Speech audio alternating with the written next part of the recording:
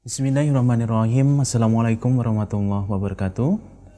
Alhamdulillahirrabbilalamin. Wassalatu wassalamu ala asrafil anbiya'i wal mursalin Sayyidina wa maulana Muhammadin wa barik wa salim ajma'in amma ba'du.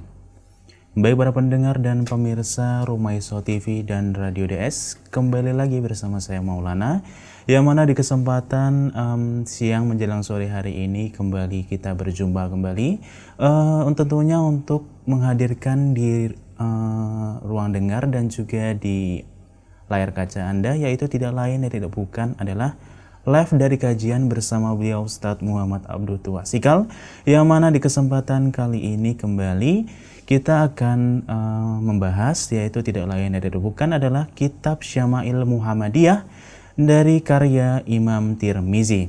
Dan para pendengar, untuk para pendengar ataupun pemirsa dari Rumaiso TV dan Radio DS, bagi yang ingin berpartisipasi bisa lewat nomor interaktif dari Radio DS, yaitu di nomor 0812 2818 5131 0812 2818 5131. Dan langsung saya para pendengar, berhubung karena Ustadz sudah berada di studio dari Rumaiso TV, langsung saja kami hadirkan untuk Anda kajian dari Ustadz Muhammad Abdul Tuasikal. Dan kepada para pendengar dan pemirsa, kami ucapkan selamat mendengarkan dan kami persilakan untuk Ustadz.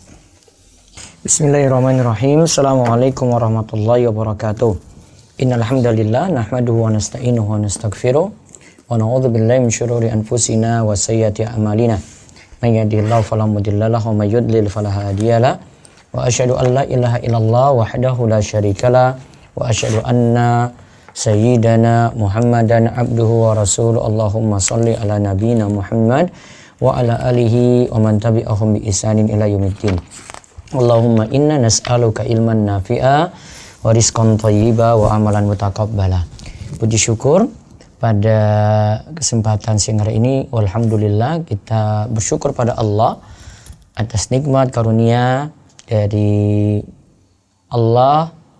Siang hari ini kita kembali berjumpa dalam kajian, sebenarnya Q&A, namun kita dengan pembahasan Syama'il Muhammadiyah karya Imam Tirmizi, yaitu tentang karakteristik, kehidupan, karakter dan kepribadian Rasulullah Sallallahu Alaihi Wasallam karya Imam At-Tirmizi. Pada kesempatan kali ini kita bahas bab ke-39, riwayat tentang cara tidur Nabi Sallallahu Alaihi Wasallam. Bagaimana Nabi SAW itu tidur, ada kurang lebih 4 hadis yang membicarakan hal ini, disebutkan oleh Imam Tirmizi. Nantinya kita bisa mendengar ini terlebih dahulu. Nanti kami membuka sesi interaktif langsung, sekali lagi seperti tadi pagi, di nomor HP Darus Solihin ke telepon DS ya 0812 281 85131, atau bisa juga kirim teks ke WA nomor tersebut. Jadi diingat, ini kajian rutin setiap pagi ba'da subuh dan setiap sore atau menjelang sore, yaitu jam 2 seperti ini sampai asar, dengan pagi pembahasannya fikih muamalah dan zakat. Kemudian sore ini dari kitab Syama'il Muhammadiyah karya Imam Tirmizi. Ini sudah sampai hari ini serial ke-55. 52 serial itu sudah ada di YouTube channel Rumaiso TV. Nanti dicari di playlist dengan judul Mengenal Nabi Muhammad Sallallahu Alaihi Wasallam. Monggo Mas Maulana bisa baca. Bab 39. Tidurnya Rasulullah Sallallahu Alaihi Wasallam. Tidur adalah salah satu tanda kekuasaan Allah yang luar biasa yang menunjukkan keesaan Allah. Nah, an-naumu ayatun min ayatillahil azimah. Tidur itu merupakan ayat, tanda dari tanda-tanda kuasa Allah, yang menunjukkan Allah itu punya sifat wahdaniyah. Allah bersendirian, esa.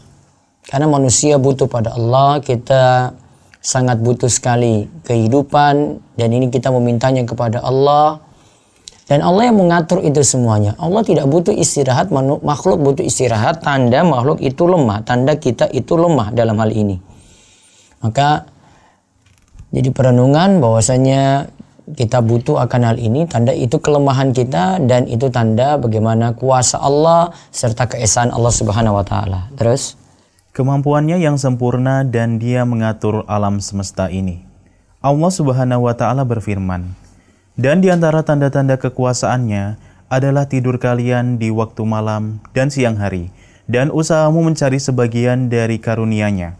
Sesungguhnya pada yang demikian itu, benar-benar terdapat tanda-tanda bagi kaum yang mendengarkan. Quran Surat Ar-Rum ayat 23.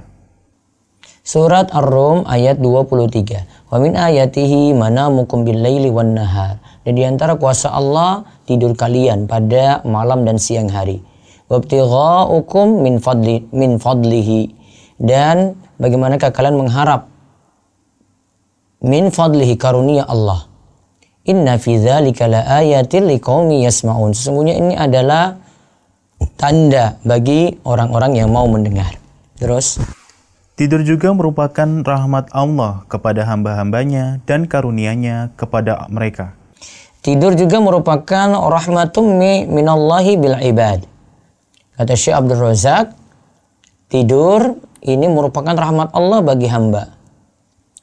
Terus Allah Subhanahu wa taala berfirman. Nah, di antara ini juga tidur juga nikmat Allah, dan kita lihat firman Allah di sini, wa mir rahmatihi ja'ala lakumul laila wan nahara litaskunu fihi wa litabtaghu min fadlihi wa la'allakum tashkurun. Surat Al-Qasas ayat 73. Baca artinya. Dan karena rahmatnya, Dia menjadikanmu malam dan siang supaya kamu beristirahat pada malam itu, dan supaya kamu mencari sebagian dari karunia-Nya pada siang hari, dan agar kamu bersyukur kepadanya. Quran Surat Al-Qasas ayat 73. Nah, terus lanjut. Maksudnya, rahmatnya kepada kalian dengan menjadikan malam agar kalian istirahat di dalamnya, dan menjadikan siang agar kalian mencari rizki darinya. Nah, siang hari untuk cari rizki, asalnya seperti itu. Malam hari untuk istirahat. Kita dijadikan seperti itu tanda bahwa ini karunia yang Allah berikan. Kadang orang tidak bisa tidur malam hari, dia merasa gelisah gitu. Pagi hari dia susah. Dia butuh istirahat karena waktu tidurnya yang kurang. Kalau kita diberikan kenikmatan bisa tidur, berarti kita dapat nikmat yang luar biasa dari Allah. Nah, sekarang kita mulai hadis yang dijelaskan oleh Imam Tirmidzi. Kalau di penomoran di sini hadis 254, monggo dibaca. Hadis 254. Muhammad bin Al-Mutsana bercerita kepada kami. Ia berkata, Abdurrahman bin Mahdi bercerita kepada kami.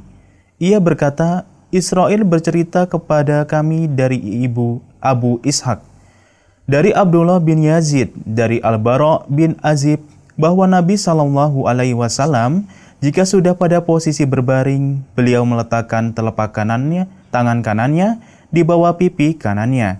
Kemudian beliau membaca, Ya Rabbku, lindungilah aku dari azabmu pada hari engkau membangkitkan hamba-hambamu. Nah, lihat. Disebutkan di sini dari Abdullah bin Yazid, dari Al-Bara bin Azib, anna Nabiya sallallahu alaihi wasallam, Nabi SAW itu kana idza akhadha madja'ahu, jika beliau ingin tidur, wada'a kafaul yumna tahta khaddihil aiman. Nah, beliau ini ambil tangan kanannya itu letakkan pada pipi yang kanan. Wa qala, dan ketika itu beliau ucapkan, Rabbi kini adzabak yauma tab'atsu ibadak. Rabbi kini adzabak yauma tab'atsu ibadak.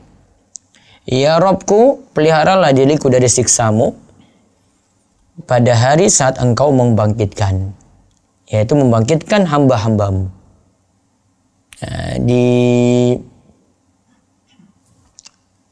catatan Syekh Albani hadis ini sahih.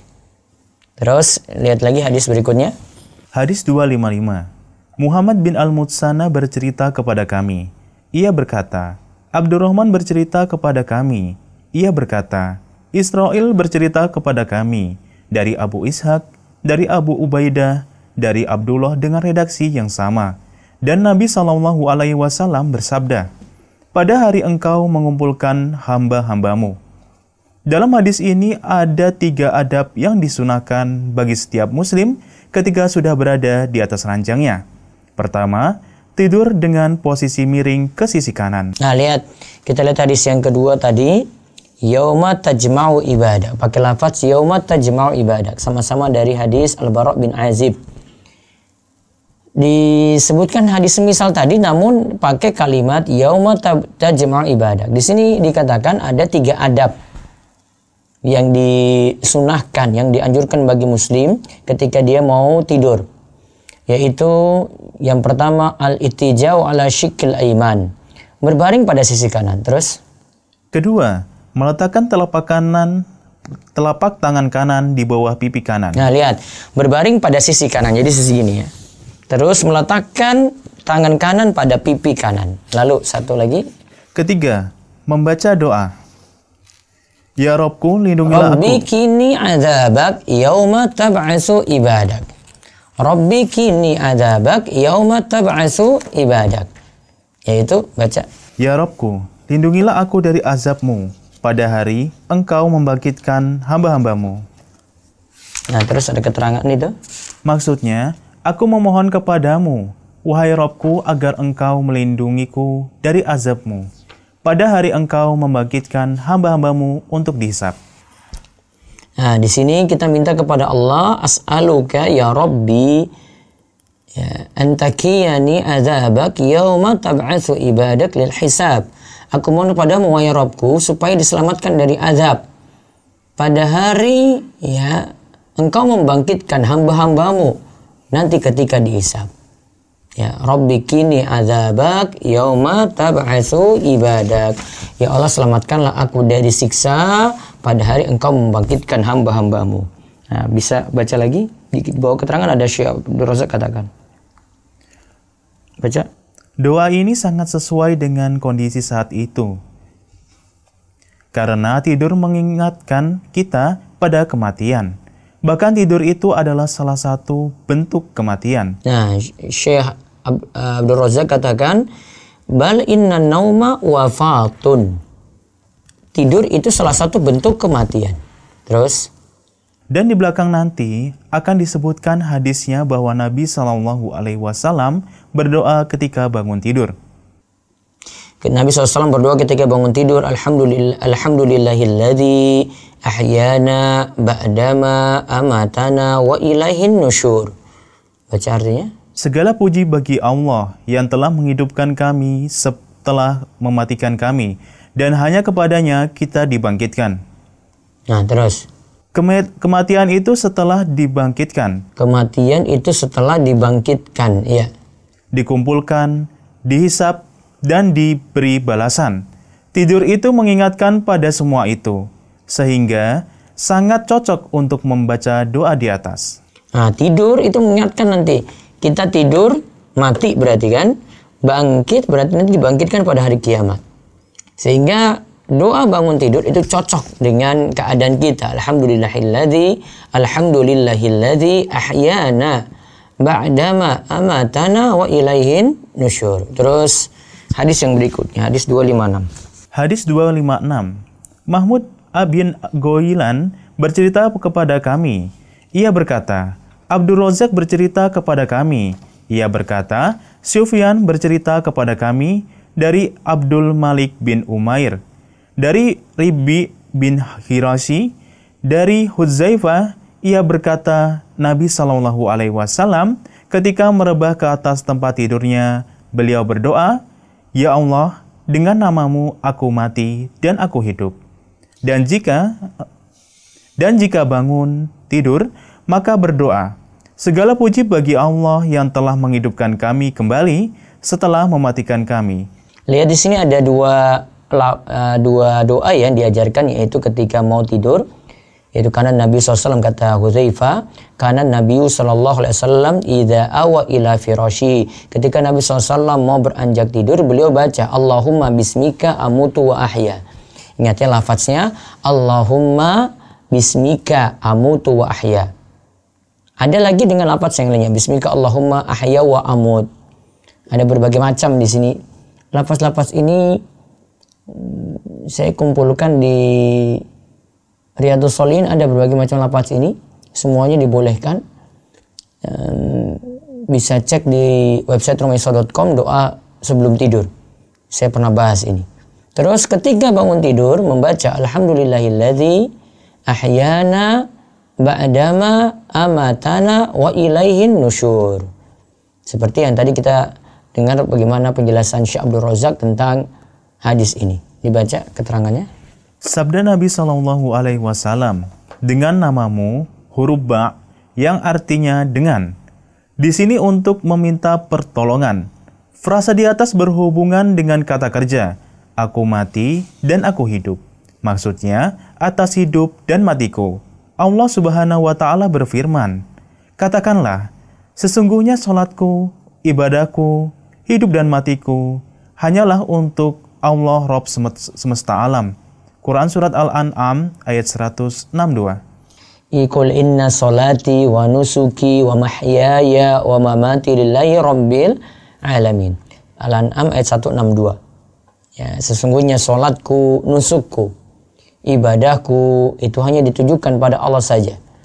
Wa mahyaya wa mati, hidupku dan matiku milik Allah. Lillahi rabbil alamin, Rabb semesta alam. La syarika lah, tidak ada sekutu bagi Allah. Terus keterangan ada di bawahnya lagi. Di sini juga mengingatkan bahwa seorang muslim sangat butuh untuk berzikir pada setiap waktu. Di antaranya ia berzikir kepada Allah sebelum tidur. Dan ia bangun tidur dalam keadaan berzikir kepada Allah. Bersyukur kepadanya yang maha mulia. Betapa banyak orang yang tidur sejenak kemudian tidak bangun lagi. Ya, ada yang tidur-tidur tidak bangun lagi karena takdirnya seperti itu. Ada yang pagi hari sehat, ya malam tidur kita nggak tahu. Ternyata Allah ngambil nyawanya ketika itu juga. Terus kalimat wa ilaihin nusyur, baca. Sabda Nabi Shallallahu Alaihi Wasallam, dan hanya kepadanya kita dikumpulkan. Dikumpulkan artinya dibangkitkan. Hubungan antara bangun tidur dan bangkit untuk dihisab sangat jelas. Oleh sebab ini, doa-doa yang diajarkan oleh Nabi Shallallahu Alaihi Wasallam sangat cocok dengan waktu dibacanya. Nah, itu lihat ya, sifat doa Nabi SAW itu sangat cocok dengan waktu dibacanya. Terus, hadis 257. Hadis 257. Qutaibah bin Sa'id bercerita kepada kami. Ia berkata, Al-Mufaddal bin Fadhalah bercerita kepada kami. Bin Fadolah bercerita kepada kami. Dari Ukail, aku kira dari Az-Zuhri, dari Urwah, dari Aisyah, ia berkata, Rasulullah Sallallahu Alaihi Wasallam jika merebah ke atas tempat tidurnya setiap malam, maka beliau mengumpulkan kedua telapak tangannya, kemudian meniupnya dan membaca Qul huwallahu ahad, Qul a'udzu birabbil falaq, dan Qul a'udzu birabbin nas. Kemudian beliau mengusapkan kedua telapak tangannya ke bagian-bagian tubuhnya yang bisa dicapai. Beliau memulai dari kepalanya, wajahnya, dan bagian depan tubuhnya. Beliau melakukan hal itu sebanyak 3 kali. Ya, taib. Disebutkan di sini hadis Aisyah. Aisyah katakan karena Rasulullah sallallahu alaihi wasallam idza awa ila firasyi, jika mau tidur kula lailatin, setiap malam, berarti dilakukan pada malam hari ya, karena teksnya seperti itu. Jama'a kafai, ia kumpulkan tangannya, fanafasa fihi, lalu Nabi SAW tiup dulu. Ya. Jadi kumpulkan dulu tiup, bukan baca dulu baru tiup ya. Kumpulkan dulu tiup terus baca wa qara'a fihi ma. Lalu dibaca di kedua telapak tangan ini Qul huwallahu ahad, berarti lengkap. Terus Qul a'udzu birabbil falaq juga lengkap. Terus Qul a'udzu birabbin nas juga lengkap. Kemudian summa masaha bihima, juga dengan kedua tangan ini diusap bimasata'a min jasadihi, bagian tubuh yang bisa dijangkau. Ya beda'u bihima ra'sahu, dimulai dari kepala, wajah, wa ma aqbala min jasadi, dan bagian-bagian depan yang bisa dia jangkau. Dan ini diulang 3 kali. Berarti kita ambil lagi tangan, kumpulkan, terus tiup. Lalu baca Al-Ikhlas, Al-Falaq, An-Nas. Lalu ya usap lagi. Usap lagi seperti itu. Sama lagi, ulang lagi ya. Ulang lagi terus ya tiup lagi. Ya, tiup-tiup terus ulang, baca terus diusapkan pada anggota tubuh sampai 3 kali ya. Nah, dibaca. Ada keterangan dari Syekh Abdul Razak. Perkataan Aisyah, setiap malam menunjukkan kebiasaan Nabi Shallallahu Alaihi Wasallam yang sempurna dalam hal tersebut. Bahkan ketika beliau Shallallahu Alaihi Wasallam sakit tua sebelum meninggal, yaitu ketika beliau merasakan beratnya penderitaan dan kelemahan, maka beliau Shallallahu Alaihi Wasallam meminta Aisyah untuk melakukan hal tersebut karena beliau memperhatikan zikir yang penuh berkah ini. Nah, lihat. Kula lailatin, maknanya setiap malam. Ya dulu ala muwadhabatihi tammah.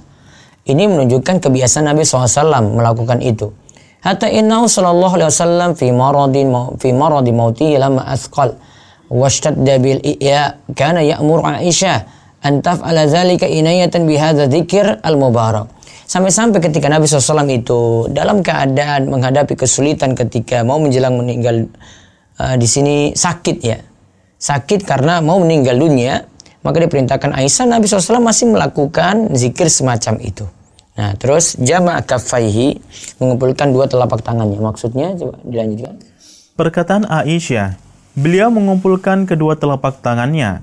Maksudnya, menggabungkan satu telapak tangan pada telapak tangan lainnya. Nah, jadi digabungkan gini ya. Terus sampai menempel beserta jari-jarinya. Nah, menempel beserta jari-jarinya. Nah, ini. Seperti ini. Terus kemudian beliau mulai membaca Qul huwallahu ahad, Qul a'udzu birabbil falaq, dan Qul a'udzu birabbin nas. Kemudian beliau mengusapkan kedua telapak tangannya ke bagian-bagian tubuh yang bisa dicapai. Beliau memulai dari kepalanya, wajahnya, dan bagian depan tubuhnya. Beliau melakukan sebanyak 3 kali. Beliau mulai mengusap dari kepala bagian atas, kemudian turun ke wajah, kemudian ke bagian bawahnya lagi, mengusap bagian depan tubuhnya, kemudian bagian belakangnya. Beliau berusaha untuk mengusapkan kedua telapak tangannya ke seluruh tubuhnya. Sedangkan dalam redaksi hadis sahih disebutkan, dan bagian tubuh mana saja yang bisa dicapai oleh kedua tangannya. Beliau melakukannya sebanyak 3 kali. Pengusapan ini memberikan berkah kepada badan. Di dalamnya ada perlindungan badan dari syaitan. Perlindungan dari Allah dari syaitan. Fafihi hifdzuhu minasyaitan. Jadi Allah akan lindungi kita dengan melakukan hal tadi, mengusap gitu ya. Kita dapat berkah pada badan. Ya. Terus lanjut. Sehingga syaitan tidak dapat mendatanginya dari arah manapun. Nah, jadi kalau dilakukan seperti ini saat tidur, syaitan tidak akan datangi dari arah manapun. Masya Allah, ini khasiatnya atau ya keistimewaannya luar biasa dari bacaan ini. Terus karena dirinya terlindungi dengan ayat-ayat ini dari segala sisi. Di dalamnya juga ada perlindungan terhadap binatang-binatang kecil atau serangga-serangga yang berbahaya. Alangkah bagusnya juga jika seorang muslim merenungkan kandungan makna surat-surat di atas dan apa yang ditunjukkan surat di atas. Jadi baiknya tidak hanya baca ya, Al-Ikhlas, Al-Falaq, An-Nas, kita renungkan tuh. Al-Ikhlas bicarakan tentang kita berlindung pada Allah yang Maha Esa, Allah itu As-Samad, tidak bergantung pada makhluk, ya. Terus lam yalid wa lam yulad. Allah tidak seperti kita yang bisa beranak diperanakan ya. Allah beda dengan makhluknya. Walam yakul lahu kufuwan ahad. Surat Al-Falaq kita minta perlindungan dari segala makhluk, gelapnya malam, dari sihir, dari hasad. Pada surat An-Nas kita minta perlindungan dari ya godaan setan yang terkutuk. Nah, terus dalam buku-buku tafsir, misalnya tafsir Syekh As-Sa'di dan tafsir Ibnu Katsir. Nah, jadi beliau sarankan sini kalau bisa memiliki buku tafsir Ibnu Katsir dan tafsir Syekh As-Sa'di. Buku ini paling bagus sekali untuk dipelajari di rumah-rumah kaum muslimin. Baiknya memiliki buku ini. Kalau buku tafsir As-Sa'di itu versi ringkas tanpa riwayat-riwayat banyak ya, cuma menerangkan tafsir ayat per ayat saja. Sedangkan tafsir Ibnu Katsir dengan riwayat-riwayat, dia tafsirkan ayat dengan ayat, terus ayat ini tafsirkan dengan hadis, kemudian ada perkataan dari para sahabat, para pakar tafsir, ya, perkataan para ulama di situ lengkap. Kalau Ibnu Katsir lengkap. Makanya kalau edisi terjemahannya yang versi ringkas, ya, bukan versi lengkapnya, ya. Terjemahannya versi ringkas ada 10 jilid, terbitan Pustaka Imam Syafi'i. Nah, terus maka hal itu memiliki kandungan yang lebih mendalam dan faedahnya lebih mantap.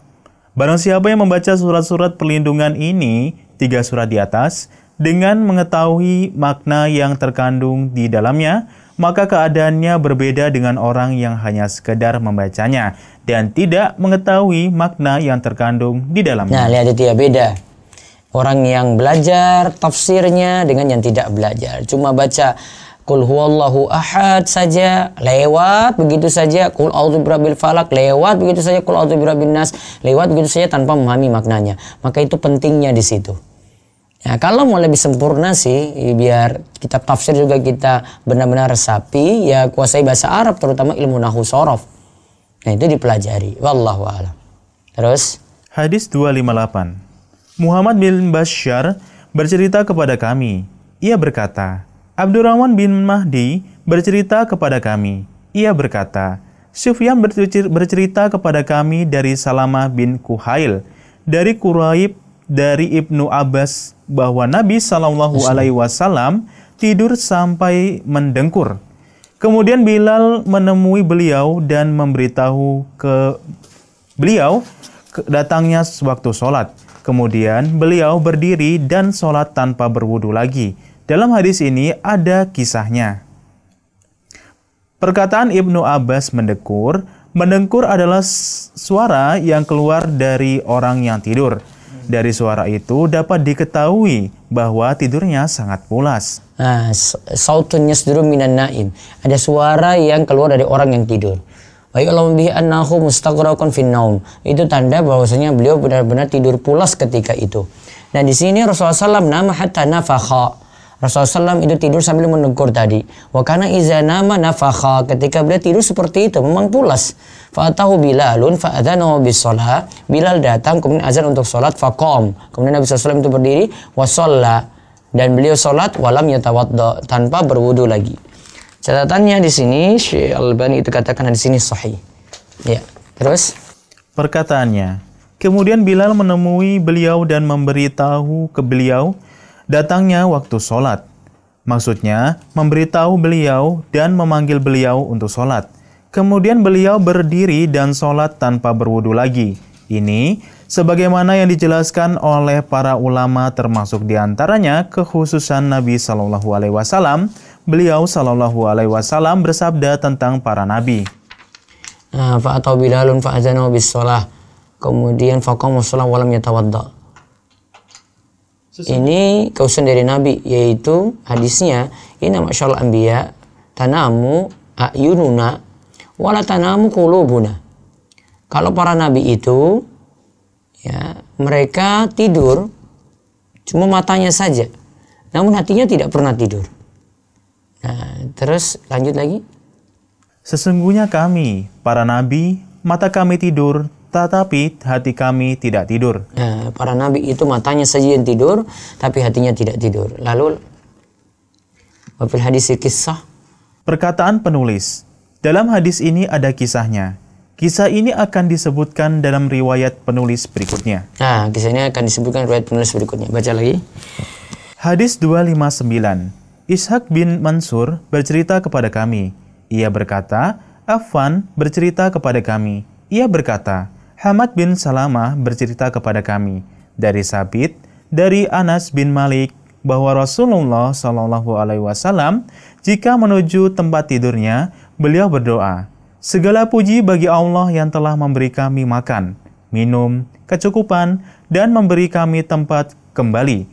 Berapa banyak orang yang tidak memiliki pemberi kecukupan dan tidak ada yang memberinya tempat berkembali. Baik. Alhamdulillahilladzi at'amana wa saqana wa kafana wa awana fakam mimman la kafiya lahu wa la mu'wiyah. Ini Rasulullah SAW itu kalau mau tidur, beliau baca ini bacaan ketika mau tidur juga.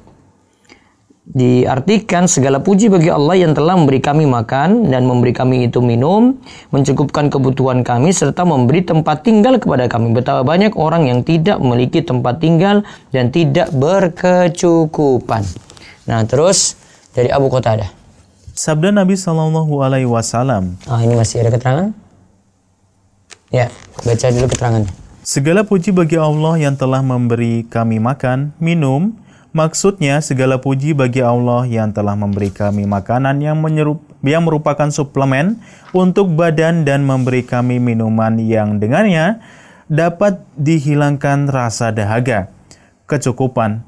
Maksudnya memberi kami kecukupan dalam semua urusan yang menjadi fokus perhatian kami dan ingin kami selesaikan.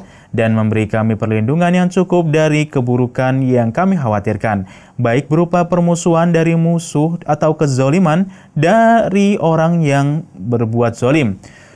Dan memberi kami tempat kembali. Barang siapa yang masuk ke rumahnya, kemudian menutup pintunya dan tidur di balik dindingnya, maka ia telah mendapat nikmat yang besar. Karena keadaannya tidak seperti keadaan binatang yang tidur terpencar-pencar di tanah lapang. Oleh sebab itu, Nabi Shallallahu Alaihi Wasallam bersabda, berapa banyak orang yang tidak memiliki pemberi kecukupan dan tidak ada yang memberinya tempat kembali. Berapa di sini menunjukkan banyak. Kam ya, ada kata kam situ fakam mimman laka fi'la wala mu'wiya. Kam situ artinya banyak yang keadaannya seperti itu. Nah, yaitu banyak yang tidak mendapatkan kecukupan, mungkin dia punya banyak harta. Ya, dan tidak ada tempat tinggalnya ketika itu. Wallahu a'lam. Sekarang hadis yang terakhir, ya, sambil kita baca ini nanti siap-siap bagi para pendengar, pemirsa yang ingin menggunakan interaktif langsung bisa menggunakan nomor HP Radio Darus Shalihin, Radio DS 0812-281-85131. Sekali lagi, telepon ke 0812-281-85131. Kita sekarang lihat hadis Abu Qatadah yang terakhir. Hadis 260. Al-Husain bin Muhammad Al-Jariri bercerita kepada kami. Ia berkata, Sulaiman bin Harb bercerita kepada kami.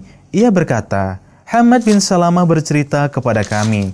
Dari Humaid, dari Bakar bin Abdillah Al-Muzani, dari Abdullah bin Robah, dari Abu Qatadah bahwa Nabi Shallallahu Alaihi Wasallam jika menuju ke tempat tidurnya pada waktu malam, beliau merebah ke sebelah kanan, dan jika menuju tempat tidurnya sebelum subuh, beliau menegakkan hastanya dan meletakkan kepalanya di atas telapak tangannya.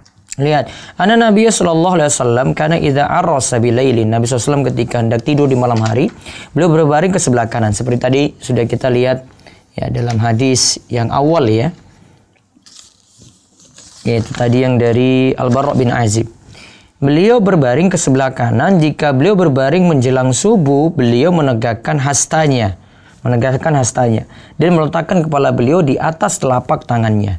Nah, terus baca keterangan. Perkataan Abu Qatadah, jika menuju ke tempat tidurnya pada waktu malam, beliau merebah ke sebelah kanan. Maksudnya, jika beliau kembali ke tempat tidurnya di waktu malam, dan rumah itu luas dan cukup untuk beristirahat, dan beliau tidur dengan posisi miring ke sebelah kanan, sebagaimana yang sudah dijelaskan di depan. Akan tetapi, dan jika menuju tempat tidurnya sebelum subuh, beliau menegakkan hastanya dan meletakkan kepalanya di atas telapak tangannya. Maksudnya, jika kondisinya menuntut tidur sebelum subuh dengan waktu yang sempit untuk istirahat, beliau menegakkan lengan bawahnya dan beliau meletakkan kepalanya di atas telapak tangan. Ini karena memperhatikan sholat subuh dan untuk menjaganya. Karena seseorang yang tidur dengan posisi seperti itu, ya seperti dia taruh telapak hastanya tadi, ya terus ia tidak akan tidur pulas. Dia tidak akan tidur pulas sehingga tetap dapati waktu subuh gitu. Ya, jikalau dia tidurnya tidak seperti itu, subuh bisa bablas karena tidurnya terlalu nikmat. Ya lalu, alangkah buruknya orang yang melempar kepalanya ke atas bantal di waktu akhir malam tanpa peduli dan tidak peduli dengan sholat subuh. Nah, Semoga Allah memberi pertolongan. Jadi Nabi SAW memberikan contoh cara tidur yang sulit supaya orang itu bangun subuh. Menunjukkan bahwasanya lebih dipentingkan kita itu sholat subuh bisa. Walaupun kita butuh istirahat saat itu. Istirahat ini nanti cuma sekadar kecukupan kita saja. Yang jelas Nabi sengaja seperti itu biar tetap bangun subuh. Dan ini bisa dipraktikkan saat Ramadan seperti ini. Para pemirsa itu lebih prioritaskan itu. Dan itulah hikmahnya kenapa kita bangun makan sahur. Karena makan sahur kita bisa bangun subuh sekaligus sahur ini kita jalankan sunnah Nabi SAW diakhirkan. Biar subuh juga mesti kita laksanakan. Kekeliruan yang biasa terjadi saat makan sahur adalah orang makan sahur terlalu malam. Artinya jam 3 begitu. Setelah itu dia malah sebelum subuh itu makan mungkin cuma 15 menit lah dengan dia minum, tidur lagi. Ada yang bablas tidur, apalagi untuk anak-anak remaja begitu. Dibiarkan seperti itu malah dia akan berlanjut untuk tidur lagi. Wallahu alam, itu yang bisa kita bahas untuk kesempatan siang ini menjelang sore. Dan kesempatan besok kita bahas bab 40 tentang bagaimanakah ibadah Nabi Shallallahu Alaihi Wasallam, sampai tentang sholat malamnya juga akan diceritakan dalam Syama'il Muhammadiyah ini. Wallahu alam, nanti kita ketemu lagi besok. Sekarang interaktif. Monggo jika ada yang mau telepon langsung bisa ke 0812 281 85131. Yang telepon itu akan lebih diprioritaskan. Baik, monggo ada pertanyaan lewat WA silakan. Ustadz izin bertanya. Ya. Saya punya kakak laki-laki yang tidak punya pekerjaan tetap dan penghasilannya tidak cukup untuk memenuhi kebutuhan pokoknya. Saya tahu karena dia banyak dibantu oleh ibu saya, tapi dia memiliki 2 rumah hasil warisan dari almarhum ayah yang tidak bisa dijual sampai sekarang karena status hak pakai. Bolehkah kakak laki-laki tersebut menerima bagian dari zakat saya, Ustadz? Jadi kakaknya tadi apa saja? Punya warisan 2 rumah, tapi tidak bisa dijual. Karena hak milik saja ya. Suruh kerja. Kalau mau berharap bantuan orang terus, ya dari orang tua apalagi, seorang muslim itu harus punya sifat ifa. Ifa itu diantara pengertiannya malu untuk minta-minta. Sayangnya di situ. Jadi dia harus bangun kesadaran untuk ini dulu. Wallahu a'lam. Ustadz mau bertanya, bagaimana dengan seorang yang sengaja begadang sampai sahur biar siang bisa tidur dengan alasan untuk menghindari interaksi dengan orang karena bisa menimbulkan dosa-dosa seperti ghibah. Tapi waktu jam sholat wajib tetap bangun lalu tidur lagi, Ustadz. Syukron. Diulang tadi. Ustadz mau bertanya, bagaimana dengan seseorang yang sengaja begadang sampai sahur biar siang Tidur. bisa tidur dengan alasan untuk menghindari interaksi dengan orang karena bisa menimbulkan dosa-dosa seperti ghibah? Asalnya kalau mau praktekkan sunnah Nabi malam tetap tidur, tidak begadang. Seperti kemarin kita jelaskan ketika begadang itu Nabi SAW itu katakan begadang yang beliau lakukan cuma dengan istrinya saja. Ya, maka yang urusan yang lainnya tidak penting ditinggalkan. Jangan punya kebiasaan kayak gitu, biar subuh juga semangat ya. Siang harinya juga tidak telat sampai sholat zuhur dan sholat-sholat yang lainnya. Banyak kebaikan di pagi hari yang bisa kita lakukan dibandingkan urusannya tidur karena malam, tidak tidur karena begadang. Coba ditimbang-timbang baik-baik. Terus. Ustadz, jika kita mau sholat sunnah di rokaat pertama, membaca doa iftitah atau tidak? Sholat sunnah sama berlaku seperti sholat wajib ya pelaksanaannya, tidak ada beda ya. Ya, walaupun dia mau tinggalkan iftitah pun boleh, namun rugi dia karena meninggalkan itu. Baik, dari YouTube sambil saya baca, bagaimana dengan di bulan Ramadan ini, apakah kita hidupkan malam dengan tilawah dan istirahat ketika pagi atau siang atau bagaimana? Baiknya tetap seperti normal, malam istirahat, ya ibadah secukupnya atau semampu kita. Malam sudah kelihatan capek, ya istirahat, jangan terlalu memaksakan, karena untuk baca Al-Quran atau sholat sunnah dalam keadaan ngantuk juga Nabi SAW tidak sarankan kalau begitu. Biar nanti sahurnya semangat, sahur bisa banyak ibadah ya sampai nanti subuhnya gitu. Apa hukumnya jual beli memakai perhiasan gading gajah? Gajah. Saya perlu cek dulu perkataan ulama tentang hal ini ya. Tentang hadis setan menginap di hidung ketika malam dan ketika kita bangun tidak melakukan istinsyak. Cukup istinsyaknya dengan berwudu aja ya, nggak mesti istinsyak khusus. Istinsyaknya menghirup air ke hidung itu cukup gabung dengan wudu saja. Anda tidur pakai ayat kursi saja boleh, Ustaz? Boleh? Ya, bisa memilih. Mau lengkap lebih bagus. Bagaimana jika kita bersedekah misal nominalnya lebih besar tanpa sepengetahuan suami karena suami tidak ada di tempat? Apakah istri berdosa? Kalau itu harta suami, sampaikan ke suami. Ustaz, kalau dengerin kajian via live seperti ini, tapi dalam keadaan berhadas dan pakai baju main, apakah tetap dapat pahala? Dapat, namun dengan keadaan yang lebih bagus itu lebih baik. Namun ya kondisinya bebas, kecuali kalau kita di hadapan orang banyak, ada di masjid gitu baru bisa pakaian lebih sopan. Di kampung saya sedang musim panen padi. Bolehkah melakukan sholat zuhur dan asar di jamak? Bukan alasan ya. Jamak karena panen padi bukan alasan. Tetap ketika itu sholat pada waktunya. Itu asalnya. Ini cuma urusan dunia yang sepele ya gini ya. Kecuali kalau safar gitu. Dia mungkin sakit. Kalau ini urusan masih bisa dilakukan sholat pada masing-masing waktu. Jadi asalnya sholat tetap masing-masing waktu. Baca lagi. Mau bertanya Ustadz. Ya. Terkait hadis dari Aisyah tadi, membaca surat sebelum tidur, disampaikan jika urutannya menyatukan tangan, kemudian meniupnya, baru membaca 3 surat Al-Ikhlas, Al-Falaq, dan An-Nas. Selama ini saya mempraktekkan dengan menyatukan tangan, kemudian membaca surat dahulu, baru meniup ke tangan, lalu mengusapkan ke bagian tubuh. Nah, kurang tepat karena menyelisih hadis tadi.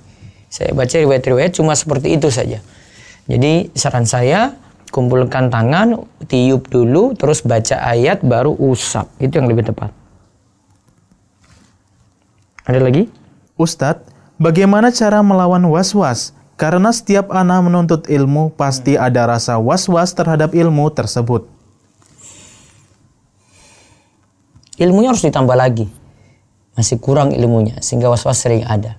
Terus giat untuk belajar. Wallahu a'lam. Baik, yang di medsos juga saya pantau ini, yang mau bertanya silahkan. Mungkin ada yang interaktif langsung, bisa di 0812-281-85131. 0812-281-85131. Jam 5 pagi kita seperti itu, interaktif langsung. Sore juga, yang jam 2 itu seperti itu juga. Monggo yang lain lagi di WA. Baru itu Ustaz. Baru itu aja. Baik. Saya lihat masih ada di YouTube kayaknya. Baik. Ustadz, bagaimana adab ketika kita baca Al-Quran? Bisa baca di rumahso.com ya, adab membaca Al-Quran secara lengkap saya sebutkan. Yang jelas berwudu, pakai pakaian yang bagus, mulut juga dalam keadaan bersih, baru kemudian baca Al-Quran. Menghadap kiblat disunahkan, ya, kalau tidak menghadap juga tidak masalah.